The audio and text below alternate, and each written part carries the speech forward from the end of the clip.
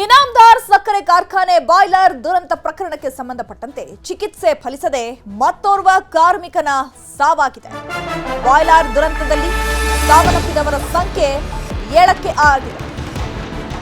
ಇನಾಮದಾರ್ ಸಕ್ಕರೆ ಕಾರ್ಖಾನೆ ಬಾಯ್ಲರ್ ಸ್ಫೋಟದಲ್ಲಿ ನಿನ್ನೆ 2 ಕಾರ್ಮಿಕರು ಸಾವನ್ನಪ್ಪಿದ್ರು. 6 ಜನರು ಗಂಭೀರವಾಗಿ ಗಾಯಗೊಂಡಿದ್ರು. ಅವರನ್ನ ಸ್ಥಳೀಯ ಆಸ್ಪತ್ರೆಗೆ ದಾಖಲು ಮಾಡಿ ಚಿಕಿತ್ಸೆಯನ್ನ ನೀಡಲಾಗ್ತಾ ಇತ್ತು.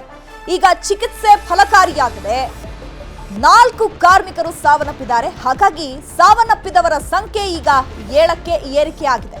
ಬೆಳಗಾವಿ ಜಿಲ್ಲೆ ಬೈಲಹೊಂಗಲ ತಾಲೂಕಿನ ಮರಕುಂಬಿಯಲ್ಲಿ ಈ ಘಟನೆ ನಡೆದಿರುವುದು.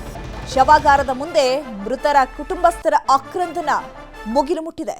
ಕಾರ್ಮಿಕರ ಸಾವಾದ್ರೂ ಯಾರು ಕೂಡ ಸ್ಪಂದಿಸ್ತಾ ಇಲ್ಲ ಅಂತ ಹೇಳಿ ಆಡಳಿತ ಮಂಡಳಿ ವಿರುದ್ಧ ಕಾರ್ಮಿಕರ ಕುಟುಂಬಸ್ಥರು ಆಕ್ರೋಶವನ್ನ ವ್ಯಕ್ತಪಡಿಸ್ತಾ ಇದ್ದಾರೆ. ಅಂದ್ರೆ ಈ ಸಕ್ಕರೆ ಕಾರ್ಖಾನೆಯನ್ನ ವಿಕ್ರಮ್ ಇನಾಮದಾರ್, ಪ್ರಭಾಕರ್ ಕೋರೆ, ವಿಜಯ್ ಮೆಟಗುಡ್ಡ 3 ಸಹಭಾಗಿತ್ವದಲ್ಲಿ ನಡೀತಾ ಇರುವಂತಹ ಸಕ್ಕರೆ ಕಾರ್ಖಾನೆ ಇದು. ಈ ಸಕ್ಕರೆ ಕಾರ್ಖಾನೆಯಲ್ಲಿ ನಿನ್ನೆ ಬಾಯ್ಲರ್ ಸ್ಫೋಟಗೊಂಡಿದೆ.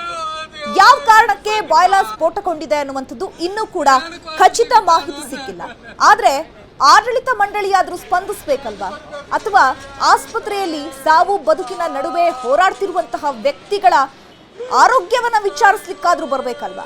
ಆದ್ರೆ ಯಾರು ಕೂಡ ನಮಗೆ ಸ್ಪಂದನೆಯನ್ನ ಕೊಡ್ತಾ ಇಲ್ಲ ಅಂತ ಹೇಳಿ ಕುಟುಂಬಸ್ಥರು ಆಕ್ರೋಶವನ್ನ ವ್ಯಕ್ತಪಡಿಸ್ತಾ ಇದ್ದಾರೆ. ಮತ್ತೊಂದು ಕಡೆ ಮೃತರ ಕುಟುಂಬಸ್ಥರ ಆಕ್ರಂದನ ಮುಗಿಲು ಮುಟ್ಟಿದೆ. ಯಾಕಂದ್ರೆ ತಮ್ಮ ಮನೆಯಲ್ಲಿ ಅವರು ಆಧಾರವಾಗಿರ್ತಾರೆ.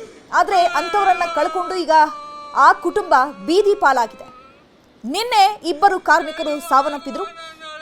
ಇನ್ನು 6 ಜನರನ್ನ ಖಾಸಗಿ ಆಸ್ಪತ್ರೆಗೆ ದಾಖಲು ಮಾಡಿ ಚಿಕಿತ್ಸೆಯನ್ನು ನೀಡಲಾಗ್ತಾ ಇತ್ತು. ಇವತ್ತು ಒಂದೇ ದಿನ 4 ಜನ ಕಾರ್ಮಿಕರು ಮೃತಪಟ್ಟಿದ್ದಾರೆ. ಈಗ ಮೆಕ್ಯಾನಿಕಲ್ ಅಂತ ಉತ್ತರ ಹೋಗಿದ್ರಿ ಸರ್, ಅದೇನೋ ಬಾಯ್ಲರ್ದಾಗ ನೋಡಿ ಸರ್, ನಮ್ಗೇನು ಗೊತ್ತಿಲ್ಲ ಅದು ಏನಾಗಿ ಆಗೈತ್ರು ಏನೋ ಗೊತ್ತಿಲ್ರಿ. ಸ್ಫೋಟ ಆಯ್ಕಾರ ನಾನು ಹೇಳ್ಯಾಕರ ಸ ಅಂದ್ರು ಇವತ್ತು ಸ ಕೇಳಿ ಆಗ ನಾವು ನಿನ್ನೆ ಸ್ಫೋಟ ಆಗೋಣ ಕೇಳಿ ಬಂದಿದ್ರಿ ಸರ್.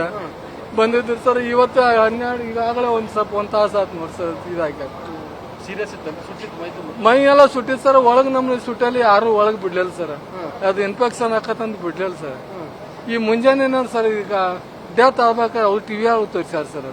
ಏನ್ ಸರ್ ಯಾರು ಕಾರ್ಖಾನೆದಾರ ಇಲ್ಲ ಏನಿಲ್ಲ, ಇನ್ನೇನು ಭೇಟಿ ಆಗಿಲ್ಲ ಸರ್. ಇನ್ನು ಏನ್ ಮಾಡ್ತಾರ ನೋಡ್ಬೇಕ್ರಿ ಸರ್. ಎಷ್ಟು ಕೊಡ್ತಿದ್ರಿ ಪಗಾರ? 8-9 ಸಾವಿರ ರೂಪಾಯಿ ಕೊಡ್ತೀರಿ ಸರ್. ಇವನ್ ಮೇಲೆ ಸರ್ ಮಣ್ತಾನೆ ಅಲ್ಲ ಸರ್. ತಂದೆ ತಾಯಿ ಅಲ್ಲಿಂದ ತಂಗಿ ಹೋಗ್ಬೇಕ್ರಿ. ಇಷ್ಟ ತಂಗಿ ಮದ್ವಿ ಮಾಡಿ ಕೊಟ್ಟ ತನ್ನ ಕೈ ಮೇಲೆ ದುಡಿದ್ರಿ. ಈಗ ತಂಗಿ ತನ್ನ ಮನಿ ಕಟ್ಟಿ ಮದ್ವಿ ಮಾಡ್ಕೊಳ್ಬೇಕನ್ನೋ ಒಂದು ಆಸೆ ಇರ್ತದೆ. ಈ ಅಚಾನಕ್ ಈ ದೇವ್ರಿಗೆ ಕರ್ನಾ ಬಂದಿಲ್ಲಲ್ರಿ, ಏನ್ ಮಾಡೋದ್ರಿ ಸರ್ ಅದು. ಇನ್ನೂ ನಮ್ಮ ಊರಿಗೆ ಏನು ಹೇಳಿಲ್ರಿ ಸರ್.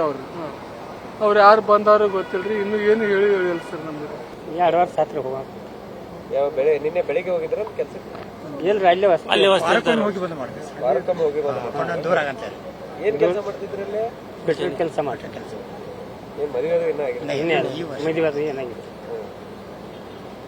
ಕೆಲಸ ಮಾಡಿ ಮನಿ ಎಲ್ಲ ಅವನ ನಡೆಸ್ತಿದ್ದ.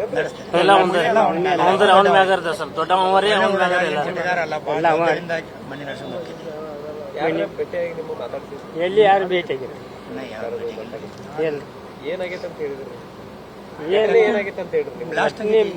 ಬೆಲ್ಲಷ್ಟು ತೆಗಿತ್ತು ಅಂತ ಹೇಳಿದಾರೆ. ಅದ್ರ ಬಗ್ಗೆ ಏನು ಹೇಳಿಲ್ಲ.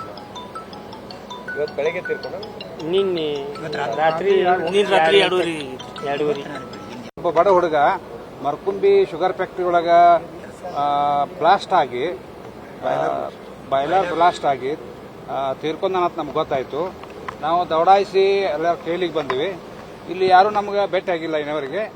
ಮತ್ತು ತುಂಬಾ ಬಡತನದಿಂದ ನಾಶ ಆಗಿತ್ತು ಮೊದಲ 600. ಈಗ ಅವ್ನು ಯೋಗ್ಯ ಪರಿಹಾರ ಕೊಡಬೇಕು. ಮತ್ತು 2 ಹುಡುಗರು ಇದ್ರೆ ಅವರ ತಂದೆ ಇದ್ರು ಮೆಂಟಲಿ ಶಾಕ್ ಆಗ್ಯಾನ. ಅದಕ್ಕೆಲ್ಲ ಪರಿಹಾರ ಕೊಡ್ಬೇಕಂತೇಳಿ ತಮ್ಮಲ್ಲಿ ಎಲ್ಲ ನಾವು ಕೇಳ್ಬೋದು. ಮಾಲೀಕ ಯಾರು ಮಾತಾಡಿಲ್ಲ. IT ಆಗಿತ್ರಿ, ಮೆಕ್ಯಾನಿಕ್ ಕೆಲಸ ಮಾಡ್ತಿದ್ದ ಅವನು.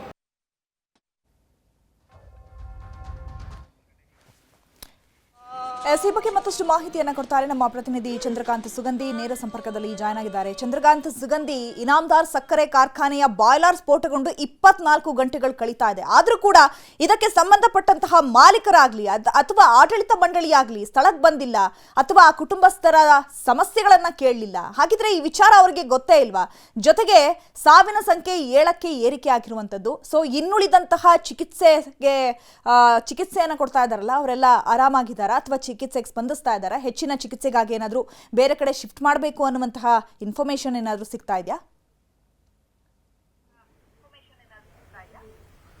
ಚೈತ್ರ, ಬೆಳಗಾವಿ ಜಿಲ್ಲೆಯ ಬೈಲಹೊಂಗಲ ತಾಲೂಕಿನ ಏನು ಮುರ್ಕುಂಬಿ ಗ್ರಾಮದಲ್ಲಿ ಒಂದು ಘಟನೆ ನಡೆಸಿರ್ತಕ್ಕಂಥದ್ದು. ಇನಾಮದಾರ್ ಸಕ್ಕರೆ ಕಾರ್ಖಾನೆಯಲ್ಲಿ ಬಾಯ್ಲರ್ ಸ್ಫೋಟಗೊಂಡು ಸುಮಾರು 7 ಜನ ಮೃತಪಟ್ಟಿದ್ದಾರೆ. ನಿನ್ನೆ 8 ಜನ ಗಂಭೀರವಾಗಿ ಗಾಯಗೊಂಡಿದ್ದರು. ಅವ್ರನ್ನ ಬೈಲಹೊಂಗಲದಿಂದ ಜೀರೋ ಟ್ರಾಫಿಕ್ ನಲ್ಲಿ ಬೆಳಗಾವಿಯ KLE ಆಸ್ಪತ್ರೆಗೆ ಶಿಫ್ಟ್ ಮಾಡಲಾಗಿತ್ತು. ನಿನ್ನೆ ರಾತ್ರಿಯಿಂದಲೂ ಕೂಡ ತುರ್ತು ಚಿಕಿತ್ಸಾ ಘಟಕದಲ್ಲಿ ಏನು ಚಿಕಿತ್ಸೆ ಕೊಟ್ಟರು ಕೂಡ ಅವರ ಚಿಕಿತ್ಸೆ ಫಲಕಾರಿಯಾಗಿಲ್ಲ. ಏನು ಮೃತರ ಸಂಖ್ಯೆ ಬೆಳಗ್ಗೆಯಿಂದಲೂ ಕೂಡ ಏರಿಕೆ ಕಂಡಿರ್ತಕ್ಕಂಥದ್ದು. ನಿನ್ನೆ ಸಂಜೆಯ ವೇಳೆಗೆ 2 ಮೃತಪಟ್ಟರೆ ಇವತ್ತು ಮಧ್ಯಾಹ್ನದವರೆಗೆ 5 ಜನ ಮೃತಪಟ್ಟಿರ್ತಕ್ಕಂಥದ್ದು. ಒಟ್ಟು ಮೃತರ ಸಂಖ್ಯೆ 7ಕ್ಕೆ ಏರಿಕೆಯಾಗಿದೆ ಮತ್ತು ಗಾಯಾಳು ಮತ್ತೊಬ್ಬರನ್ನು ಕೂಡ ಚಿಕಿತ್ಸೆಯನ್ನ ಬೆಳಗಾವಿಯ KLE ಆಸ್ಪತ್ರೆಯಲ್ಲಿ ಸದ್ಯ ನೀಡಲಾಗ್ತಕ್ಕಂಥದ್ದು. ಈಗ ಕುಟುಂಬಸ್ಥರ ಆರೋಪ ಏನು ಅಂತಂದ್ರೆ, ಇಷ್ಟೆಲ್ಲ ದೊಡ್ಡ ಘಟನೆ ಆದರೂ ಕೂಡ ಈ ಆಡಳಿತ ಮಂಡಳಿ ಯಾವುದಕ್ಕೂ ಕೂಡ ಸ್ಪಂದನೆಯನ್ನು ಕೊಟ್ಟಿಲ್ಲ ಮತ್ತು ಕನಿಷ್ಠ ಬಂದು ಸೌಜನ್ಯಕ್ಕಾದ್ರೂ ಅವ್ರನ್ನ ಭೇಟಿಯಾಗಿ ಕುಟುಂಬಸ್ಥರನ್ನ ಅವ್ರನ್ನ ಮಾತಾಡಿಸುವಂತ ಕೆಲಸವನ್ನು ಕೂಡ ಮಾಡಿಲ್ಲ ಅಂತಕ್ಕಂಥ ಆರೋಪ ಇರತಕ್ಕಂಥದ್ದು. ಏನು ಮರ್ಕುಂಬಿ ಬಳಿ ಇರತಕ್ಕಂಥ ಈ ಒಂದು ಸಕ್ಕರೆ ಕಾರ್ಖಾನೆ ಪ್ರಮುಖವಾಗಿ ಮಾಜಿ ಸಂಸದ ಪ್ರಭಾಕರ್ ಕೋರೆ ಹಾಗೇನೆ ವಿಜಯ್ ಮೆಟಗೂಡ್ ಜೊತೆಗೆ ವಿಕ್ರಮ್ ಇನಾಮದಾರ್ ಅವರ ಪಾಲುದಾರಿಕೆಯಲ್ಲಿರ್ತಕ್ಕಂಥದ್ದು. 3 ಜನ ಕೂಡ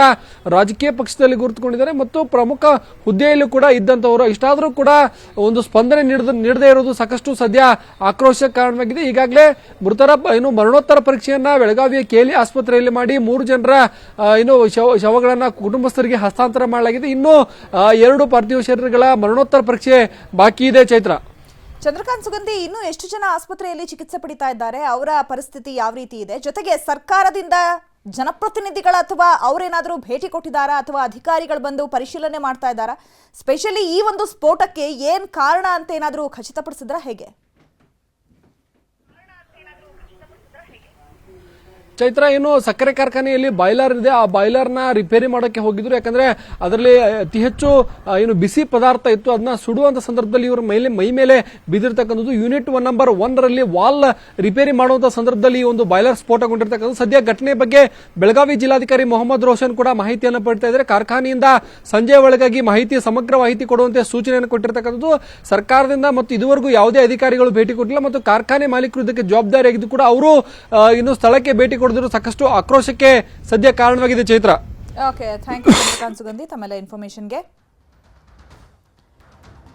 ಇನ್ನು ಸಾವಿನ ಸಂಖ್ಯೆ ಇವತ್ತು 7ಕ್ಕೆ ಏರಿಕೆಯಾಗಿದೆ. ಯಾಕಂದ್ರೆ ನಿನ್ನೆಯೇ ಸ್ಫೋಟದ ಸಂದರ್ಭದಲ್ಲಿ 2 ಕಾರ್ಮಿಕರು ಸ್ಥಳದಲ್ಲಿಯೇ ಮೃತಪಟ್ಟಿದ್ರು. ಹಾಗಾಗಿ ಇನ್ನುಳಿದಂತಹ ಕಾರ್ಮಿಕರನ್ನ ಹೆಚ್ಚಿನ ಚಿಕಿತ್ಸೆಗೆ ಅಂತ ಹೇಳಿ ಖಾಸಗಿ ಆಸ್ಪತ್ರೆಗೆ ದಾಖಲು ಮಾಡಲಾಗಿತ್ತು. ಇವತ್ತು ಒಂದೇ ದಿನ 4 ಕಾರ್ಮಿಕರು ಸಾವನ್ನಪ್ಪಿದ್ದಾರೆ.